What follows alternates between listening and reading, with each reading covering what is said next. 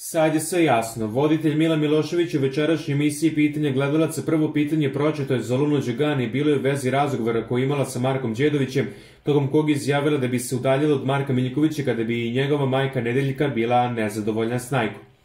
Luna u razgovoru sa Đedovićem si rekla da ukoliko te Markova mama ne bi prihvatila da bi se povukla. Da li Marko onda treba da se povuče, glasilo je pitanje. Ne bi trebalo. Ja sam rekla da ne bih podnela da me neko iz njegove porodice ne prihvati ili ne voli, osjećala bih se bez veze da sutra treba da idemo kod njegovih, a da ja znam da nisam prihvaćena. Ne bih raskinula, ali mnogo bi uticalo na moju vezu.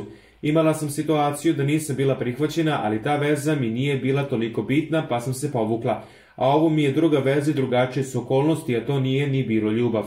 Smetalo bi mi jako i osjećala bih se bez veze, stalno bi mi to bio crv koji bi me kopkao. Meni je jako bitno da me njegova porodica prihvati. Prema njegove majci imam veliko poštovanje, rekla je Luna. Pričali smo o toj situaciji gde Luna rekla da je Marko kriv što je rekao te reči, onda je krenulo sa ono ali, da je njena majka rekla da je došla da ih uništi. Mislim, ja ne znam šta bi trebalo da govori majka koja ćerka govori takve stvari da joj se dečko podvrgao nedozvoljenim supstancama.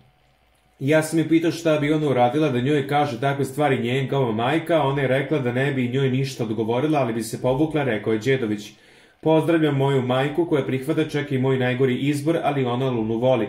Ali što se tiče te teme, ne znam šta bih dodao, ali generalno. Nije lako se nositi sa tim stvarima, ali ja nemam problem da se nosim s tim stvarima dok imam povratnu informaciju od Lune, a shvatam to Lunino, rekao je Miljković.